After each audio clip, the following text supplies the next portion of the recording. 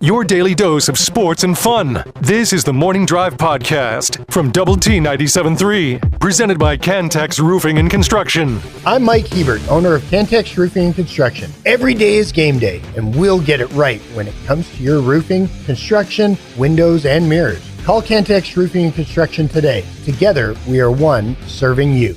This from the Yates Flooring Center chat line, Jamie. Lineup versatility is the most awesome horse name of all time. Way to go, Dr. Lent. That from Craig N. All right. Thank you, Craig. Do you know Craig N? I do not know Craig. Oh. Not that I know of. Okay. Yeah. Okay.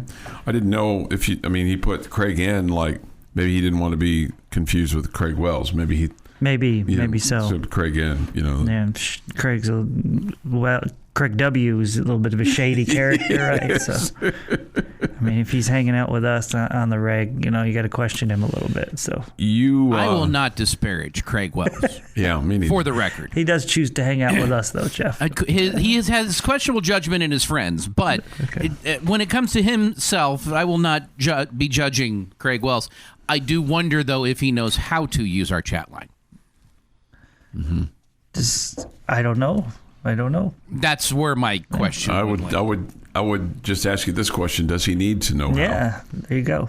Well, he can't post on the chat line if he doesn't know how to use it. I know, but he can draw up a basketball play or business plan or anything like that. I'm just wondering if he can use our chat line if he knows how. I understand are you the sole judge and juror of the horse names? You have the ultimate kibosh ability, right, to be able to. There is a tendency to come up with or enjoy horse names from our list of group of 12-year-olds that put together this thing. Yeah. That have some sexual innuendos to them. Okay. And so he has ultimate veto power. Yes, yeah. I am the one who decides whether or not that's appropriate or not. Okay. Yes. Okay. So it's a committee of one. It is a committee of one. Okay, committee of one. Yeah, I got to, there's a reason they put me in control of this group of 12-year-olds. 12-year-olds. Okay. Yeah. That's probably appropriate. The no fun guy. Yeah. Yeah. I'm seeing this morning just a couple of fans from the K-State game last night. This is never good for your program or your team when fans have grocery bags over their head. No, that's not a good thing. And on one of these, they've written on there, anybody got $18,675,000. Man, I wonder what that's in reference to. Yeah, I don't know. But you kind of look at that and go, sometimes it's easier to get rid of one versus 11 or 12. Yeah, no doubt. But when that one comes to the price tag of $18.675 million, that makes it really, really, really tough to do. This from the Yates Flooring Center chat line off the Double T 97.3 mobile app presented by Happy State Bank. Arizona has a gauntlet of a schedule left. They do. I think they lose 3 more games and fall out of the top 10. # bold prediction, LOL. All right. Okay. I don't know that I'd go that far, but they definitely do have a tough schedule in front of them. And the challenge is when you look at the Big 12, man, it's there's a lot of tough games left, but they've got coming up, of course, Texas Tech on Saturday, and then after that, they'll play BYU at home on Wednesday. They go to Houston on the 21st, and then Baylor. They turn that around and go there on the 24th. So I'm going to assume that they're staying in Texas and do that kind of Texas swing with Houston and Baylor, and then they'll close out the season by playing host to Iowa State and going to Colorado. So while they have a, quote, gauntlet of a schedule, and I agree, they get Tech at home, they get BYU at home, they do have to travel to Houston, but then they get Iowa State at home. So 3 of those 4 tough games, they get at home. So that benefits them, no doubt. You would think, right? Mm-hmm. You would think. So for them to lose 3 more games, that's definitely bold. Yeah, that is definitely bold. So now here's the question for you, with regard to Texas Tech. If you had to kind of list it right now, you've got 7 games left. Of those 7, how many do you think that you win? You've got obviously Arizona this week, then Arizona State next Tuesday.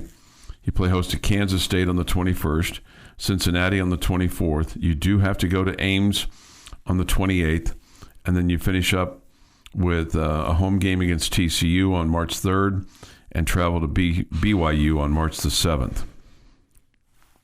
I think you lose 2. 2? Okay. And those 2, Arizona and Iowa State? Correct. Okay. Boy, if you could split those 2, then that would be, hell, if you could win both of them, it'd be ideal, right? And what you want to do more than anything else is, man, if you could steal one this weekend, then that kind of changes the narrative. But you feel like K-State, Cincinnati, and TCU should be games that you should take care of business on, and maybe even BYU too. Although going to their place, they may be playing for something by then. Not necessarily playing to get into the tournament, but at 6-5 in the Big 12, that season has gone south for them.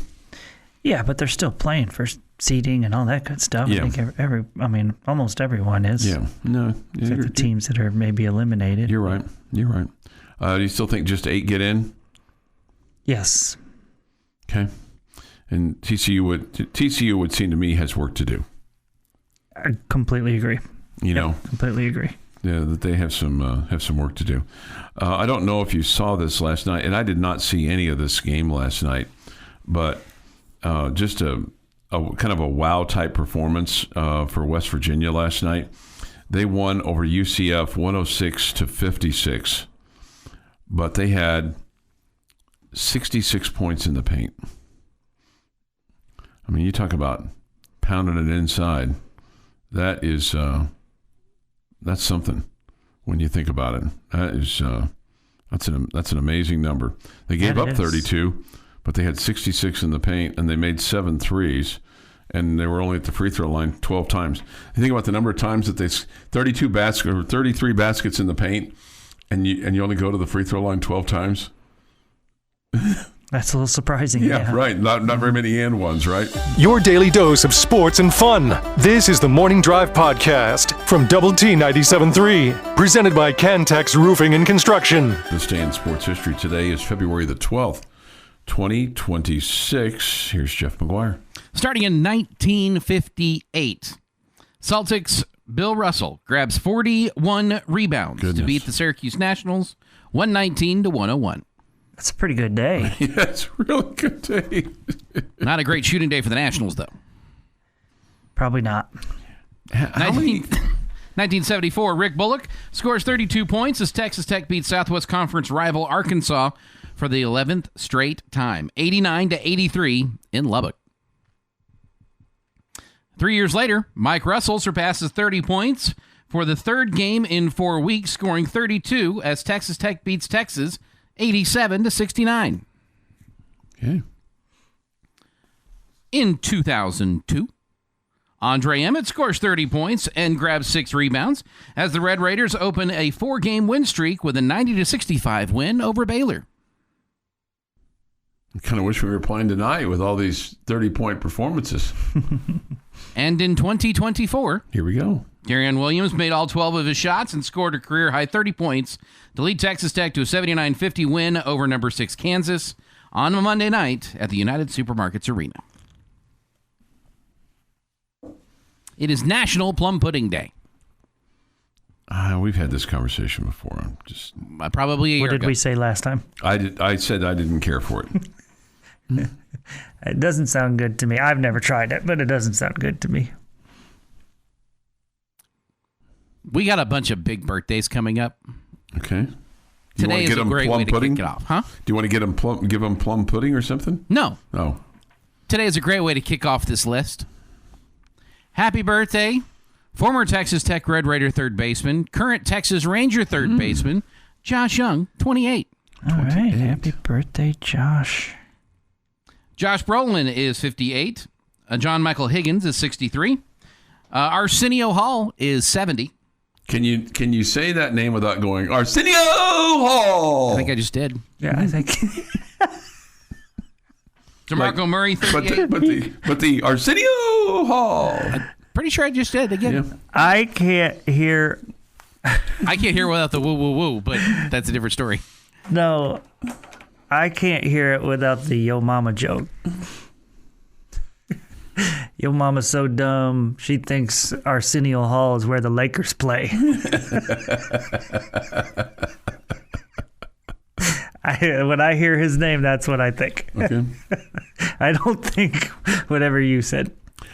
Arsenio Hall. Robert Griffin III is 36, and Todd Frazier is 40. I don't know who Todd Frazier is. Baseball player. Okay, I just wasn't familiar with him. Reds, White Sox, and Yankees, right?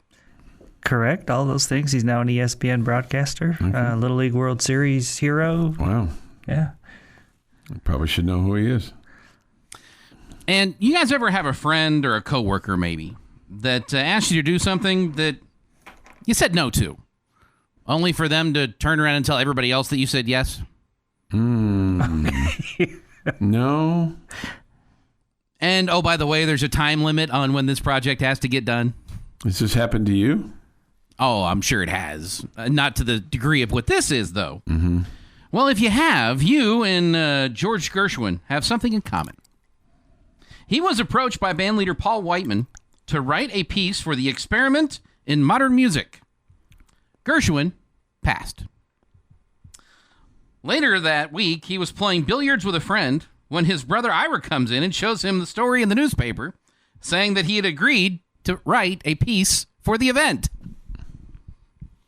A phone call the next day that involved a phrase of, well, if you don't do it, we'll get your rival to do it, may have been the persuading comment that needed to be done.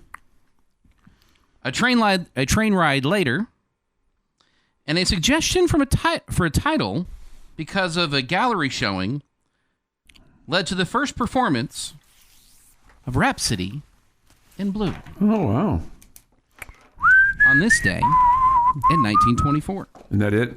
In the American Heritage magazine, Frederick D. Schwartz posts that the famous opening clarinet has become as instantly recognizable to concert audiences as the opening of Beethoven's Fifth Symphony. Since 1987, the piece has been used by United Airlines in their advertisements, in pre-flight safety videos, and in the Terminal 1 underground walkway at Chicago O'Hare International Airport. And that is this day in sports history. How about that? This day in sports history. So 1987 is when United started using it? Correct. Okay. So like in 1985, I had a bank customer who was starting a bank in the town that I was living in, working in, and he wanted to use Rhapsody in Blue, and I went, "No, that's a really bad idea." And he goes, "I want to do that. I want to use that." I'm like, "Okay, whatever." And I think we used it for a little while, and then when United started using it, I'm like, "No, man, what did I didn't know there?" Right? It's kind of one of those things like, "Oh, yeah, he was probably right." And usually the customer's always right, right? Usually, sometimes, most cases. 6:51 this morning here on the morning drive. We get a whoop, whoop, whoop. That's a Arsenio Hall reference, right? Correct. Yeah. I mean, I didn't watch that show, but it had a lot of energy. There were times when, and it wasn't on for like decades, like other late night shows. He had a little bit of a run. His biggest claim to fame is he and Magic Johnson are big friends. Yes, Yeah, yes, he and- absolutely. I can remember that. He Yeah. and Magic were big friends. I think I got just enough time for this story. I'm seeing this, and it's just the hypocrisy of it is just it sometimes amazes me. Former Pittsburgh Steelers linebacker and assistant coach Joey Porter Sr. said on a podcast that was recorded during Super Bowl week that quarterback Ben Roethlisberger wasn't a good teammate or person. He also said Roethlisberger and linebacker James Harrison broke the brotherhood by discussing team business and criticizing former head coach on their own podcasts. So isn't that what he's doing too? No, he's critical of them for being critical of Tomlinson. Of Tomlinson. Yes. Okay. I just kind of just like, well, you're being critical of them and saying that Roethlisberger was a bad teammate. So is that? No, they both suggested that Tomlinson, should move on, or that they should move on from him. Okay. Yeah. Okay. I mean, if you read the article, he goes on to state that that he was very big in both of their careers, and they shouldn't have been taking shots at him. I got you. Okay. Yeah. Okay.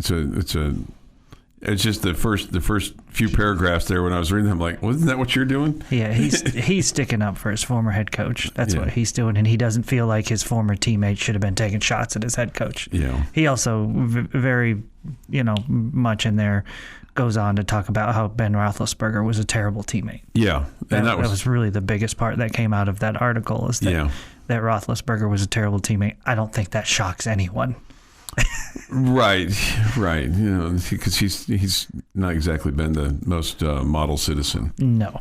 In his career, but I was just like, okay, well, I guess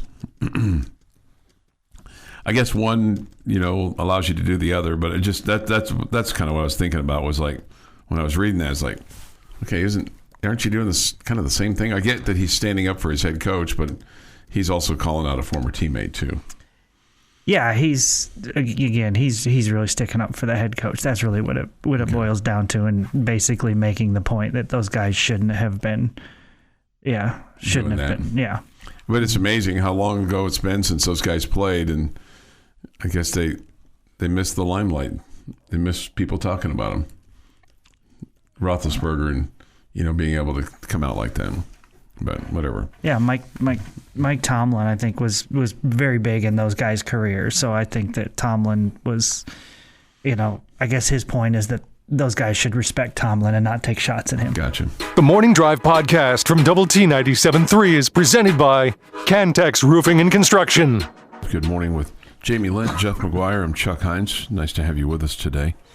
We'll have hoops on the air for you tomorrow. We'll have the Friendship boys playing at Midland High. The girls' regular season has been completed, and they'll be in action next week, correct? Correct. For the playoffs. Yes. So we'll have plenty of that coverage for you. Also, the Liberty boys are in action tomorrow. They'll play at Memorial. That's kind of new school rivalry, but that should be fun. At least for 1 year. So the Friendship boys game will be on sunny. They'll be in different classifications next year. Yeah, sunny 97.7, and the Liberty boys will be on 100.7 The Score.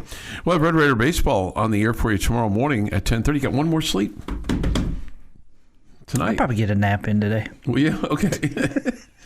Okay. Well, you're driving today, you and Gus. I'll let him drive. I'll sleep the whole way. I was going to say, does he talk even while you sleep? Gus he talks. Yeah, he's a good talker. Yeah, no, I know he is. Yeah. I mean, you guys would. He's probably not quite at your level of talking. But, I don't know. I mean, but he's pretty prolific with the fingers too, with texting and stuff like that. Okay. Hopefully not while he's driving. Hopefully not, but I mean, so he'll be But he's a wealth of knowledge, so I can learn a lot. Just oh my God, yes. soaking it in from him. Oh my God, yeah. So. Give us the overview of this baseball team, and then we'll kind of dive deeper in terms of what you're thinking. Okay, we'll start in the. How do I want to do this? We'll start in the reality part of things. Okay. Okay, so if I was to ask you, Chuck, let's say the Red Raiders are playing a weekend series with a team this weekend. Okay, I mean, you're just common, average Joe college baseball fan. All right. what are the things that you're going to be looking at to say, is this team going to be good? Are they going to?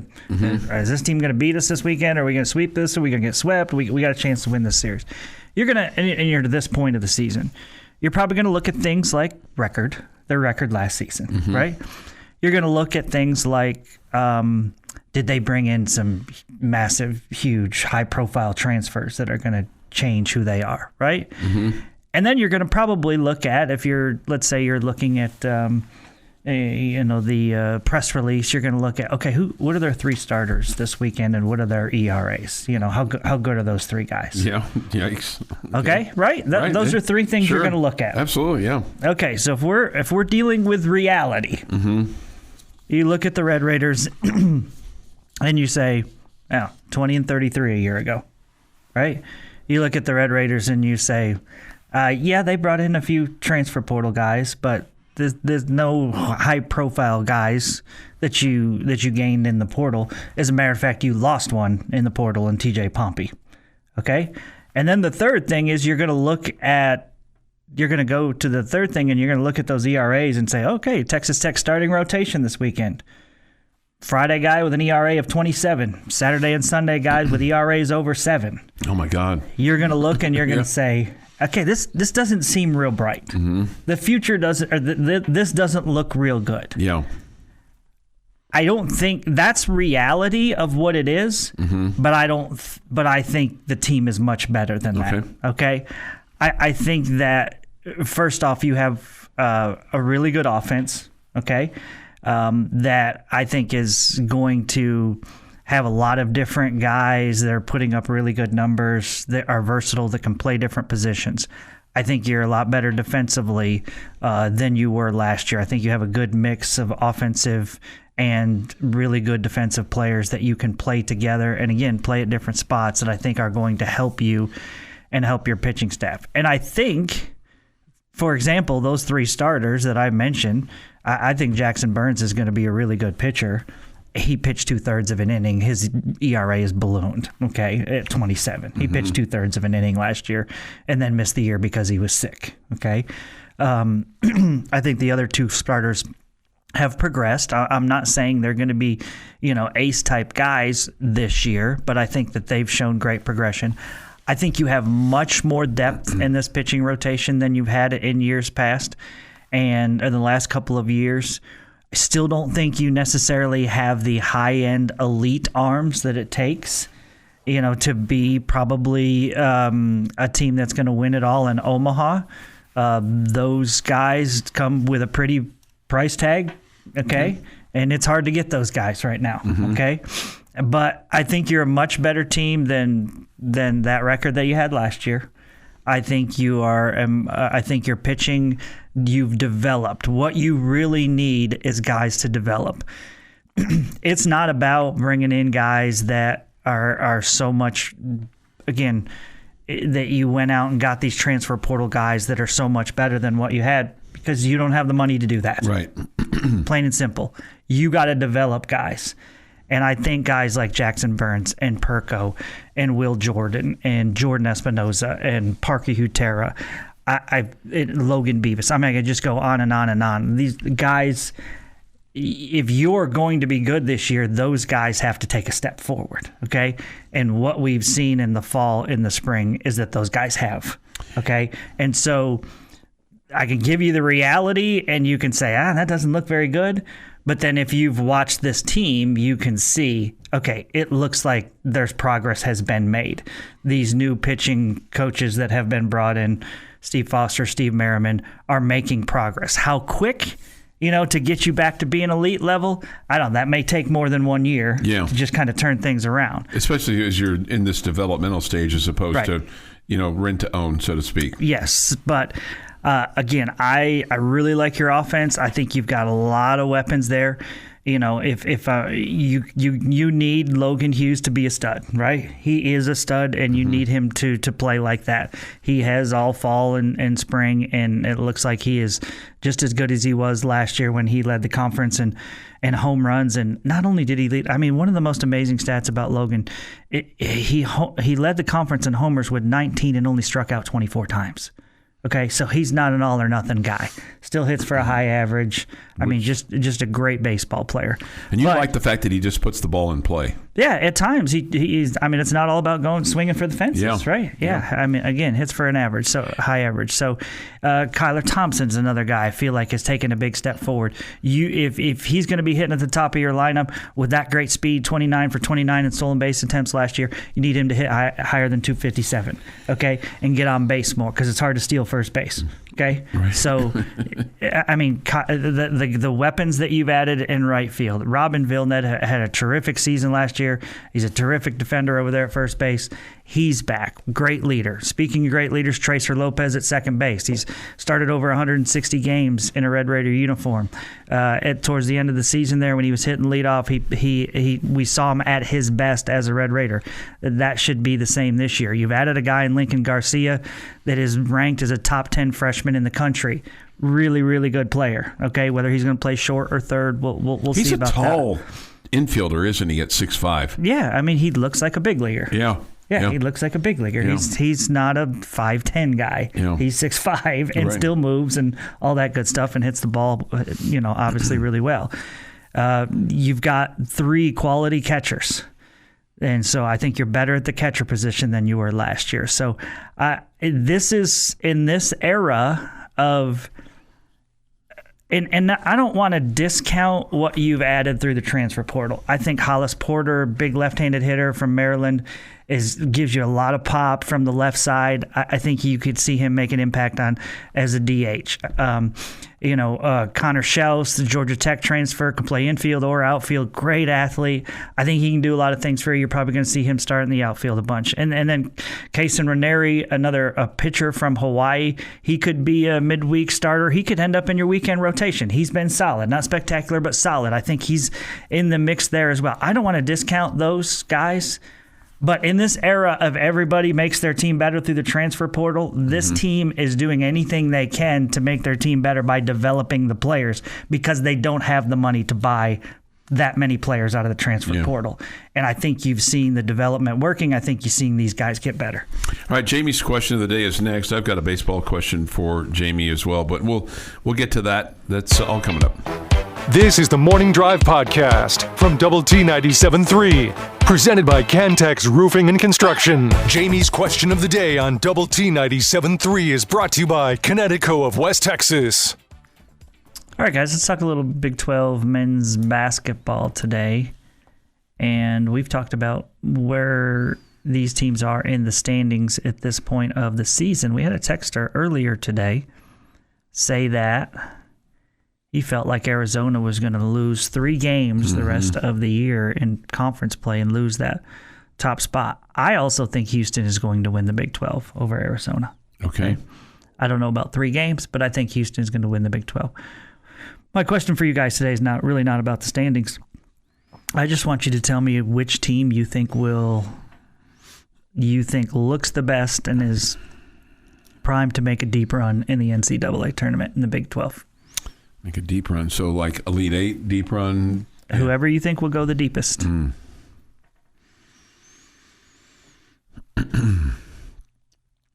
I'll tell you what, Arizona really impressed me the other night. I mean, they've impressed me the times that I've seen them, but I watched the complete game against Kansas the other night. Their big fella is impressive. I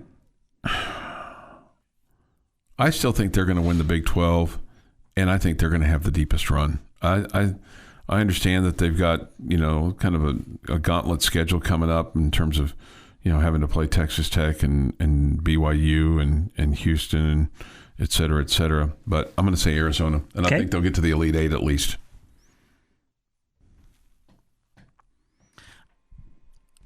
As for who's going to win the Big 12, toss a coin between Houston and Arizona. I 50-50 shot on either one of those. For the deepest run, knowing that so much of a deep run in the NCAA tournament comes with seeding and mismatches and how you handle a mismatch.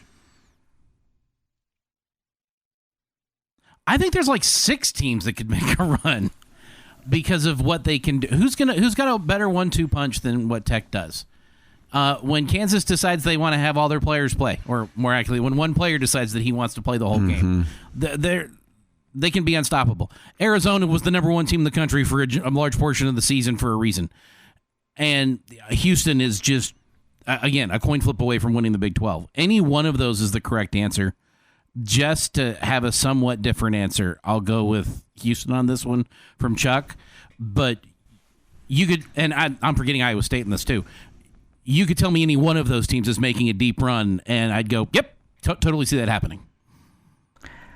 I look at the top 5, and the only one that I don't think looks to me like a team that's going to make a deep run, I'm just not sold on Iowa State.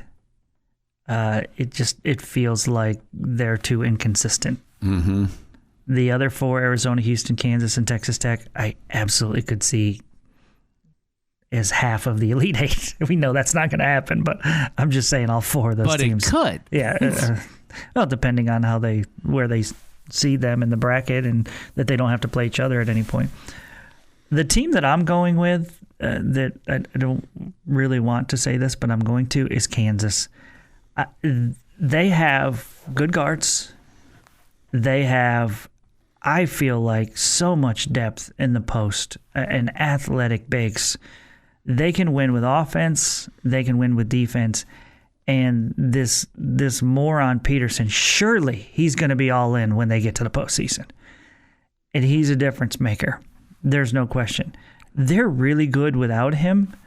But if he gets to the point where, okay, we're in the postseason now and this matters and we can win a national championship, surely this dude will be dialed in.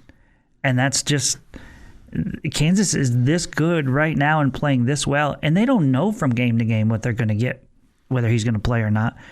You would think in the postseason they can count on him to be there every game. After the Big 12 tournament, yeah, probably so. Yeah, and so, again, I think Kansas is a really, really hot basketball team right now. I like the makeup of their roster. I mean, Bill Self has been there, done that before when it comes to postseasons. So I think Kansas is the one that could maybe surprise us and go farther than Arizona or Houston or the Red Raiders.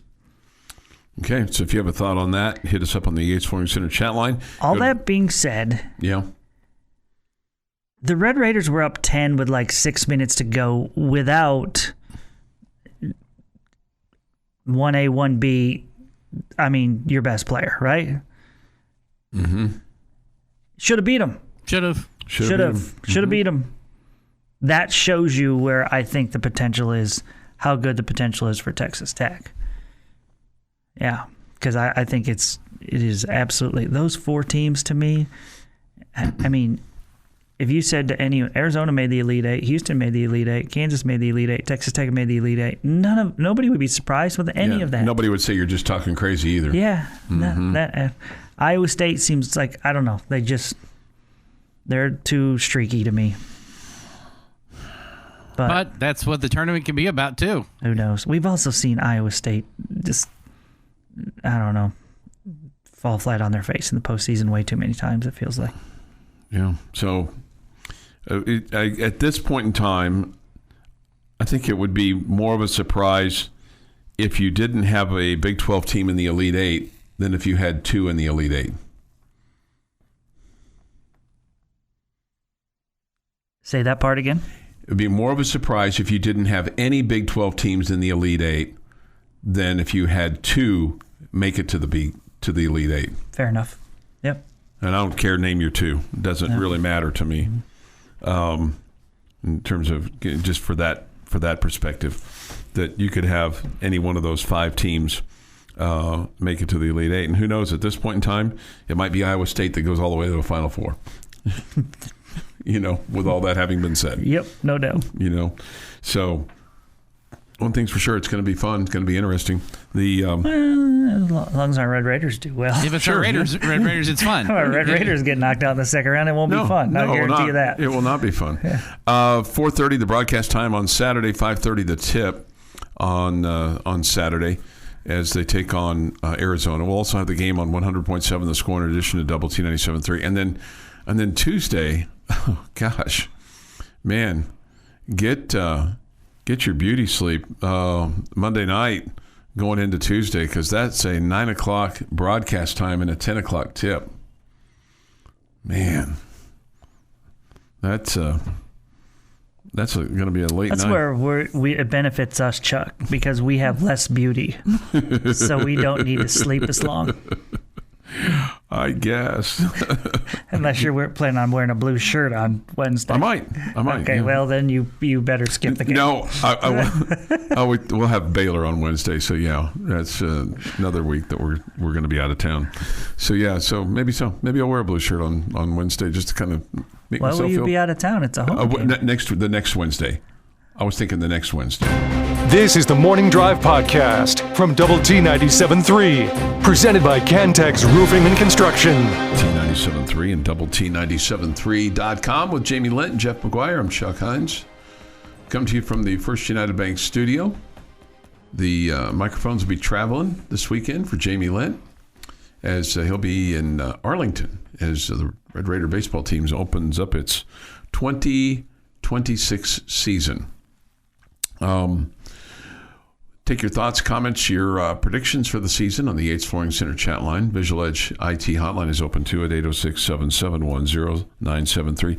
Is success for this season, just this season only, simply defined as you make the NCAA tournament, successful season? I would call it that, yes. Yeah. Mm-hmm. And to do that, I mean, you could, even if you missed out, you could have some hope if you were seeing significant improvement in the pitching staff. Mm-hmm. But I mean, if you're calling it success, you got to get to the postseason. It feels like. And then let me ask you this: what do you think you need number win wise to be able to do that? It depends on who you're beating. Sure, I understand that. What your record is in the Big 12 and how you're playing at the end and all that kind of stuff. I would guess it's got to be somewhere. I mean, you're giving yourself a chance if you're beating some good teams and you're in the 35, 36, 37 range. Okay. I was going to ask you if 30 would be enough. Yeah, I wouldn't guess so. Okay. I wouldn't guess so. Okay. Because then you're only 30 and 25. You're barely above 500. Yeah. Result aside, because obviously you want to see wins this weekend, but what will give you, and again, 3 games doesn't anywhere near give you a tendency or a trend for a team that's going to play 50-plus ball games. But what would you like to see the most out of this baseball team this weekend, aside from the wins? I would like to see them give us all hope that you can be a much better pitching team than you were last year. Okay? Because if you don't score a bunch of runs this weekend, I don't think that would be a shock to anyone, considering that you're playing 3 SEC teams. One's in the top 10, one's in the top 25, and the other one is known for having elite pitching. Okay. Sure. So if you don't score a bunch of runs this weekend, I don't think that should be a shock. Mm-hmm. It'll be disappointing, right? Like if you scored 12 runs this weekend, that wouldn't necessarily surprise you, would it? No, it wouldn't. No.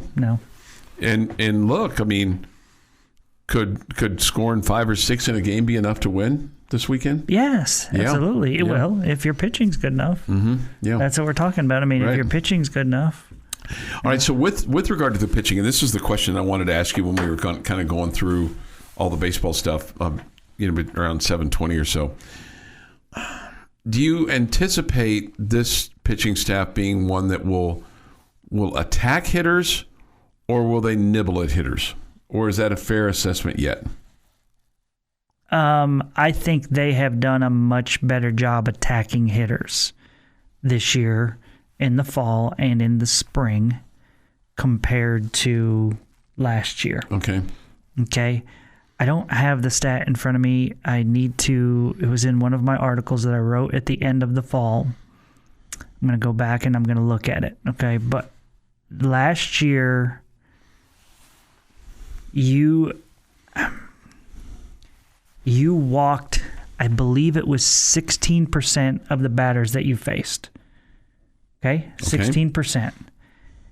In the fall, this past fall, in scrimmages And in the exhibition games against Texas and Oklahoma, 2 good teams, okay, that percentage was down to about 6%. Wow. Okay, so there was a dramatic difference. Mm-hmm. Okay, I think those were my numbers. It was I wrote the article right at the end of the fall. So to me, that shows either guys have better command, which is possible, okay, or better command, better mechanics, all the above, or they're just, their approach is a little bit different. I'm gonna command these pitches and let my defense work. Be a little more aggressive, maybe. Yeah. Go after guys. Yeah. I'm not gonna shy away from contact. All that. I'm not gonna, when I get up 0-2, I'm not gonna try to nibble like you use the word nibble. Is that a good word to use, though? No, that's fine. Yeah. I mean, that's baseball dorks use that word. It's always when, you got 2 strikes on a guy and you're trying to get him to chase and Nibbling. he's nibbling instead of just throwing it over the plate. Next thing you know, it's 3-2. Yeah. And then you throw one down the heart of the plate and they crush it, right? Because you've lost your Nibbling advantage. is not a term of endearment in baseball. No. Yeah. Yeah. So I just felt like you nibbled. you could do it on one pitch. Yeah. Okay. Just don't do it 3 times in a row. Sure. Okay. Quit nibbling. And it's also, is he really nibbling or is he just missing his spot? Did he try to throw it over the plate and he just couldn't? Yeah, it's usually a couple of at-bats before you can say you're That sounds like something I would say to you. Like if I happened to be doing a game with you, I'd be like, man, they're really nibbling today, Jamie. Well, Coach Tadlock will tell you every time you ask him, hey, what's the key to such and such is having a good game today? Separate balls and strikes. Well, no, he'll say, I'm talking about pitchers, he'll say fastball command. Gotta throw your fastball for strikes. If you can't control your fastball, the odds of you having success are very low. I apologize if you don't know the answer to this question, but maybe you'll find it and get Sounds it. like I should apologize if I don't know the answer. Well, Makes fair point. Makes fair point. I mean, yeah. What do you think analytics would say in terms of what percentage of your on base should be? Like you said last year, let's say it's 16%, and fall, let's say it's 6%. If you're looking at analytics, does it say this is 10% the number that you want, or? That was just number of guys that came to the plate that you either walked or hit. Okay, so that didn't count hits. That was just number. Oh, that you walked or hit. I got you. Walked or hit. Okay. So that you didn't really sometimes a guy earns a walk. He fouls off a bunch of pitches, but I'm just saying you gifted him first base. Okay. I think it was 16% of the time. I mean, that to me felt really high, and it was nice to see it get way cut in half. Mm-hmm. Okay. Especially when you talk about how many close games they lost, and it just another thing is starting pitchers have to be better. You averaged 3.2 innings per start last year. Your ERA was over 7.5 for your starters last year. We talked so much about how many times you started games from behind. Felt like you're trying to dig your way out of a hole over and over again. That's all about starting pitching. Yeah. It's all about starting pitching, and you want your guys to battle at the plate, but man, when it's 6-0 after the second, you just feel like, man, here we go again. I think it's hard for those guys to do that. So hopefully you can get off to better starts this year. Okay. This has been the Morning Drive Podcast, presented by Cantex Roofing and Construction. Check out our library of Double T 97.3 podcasts at doublet97.3.com.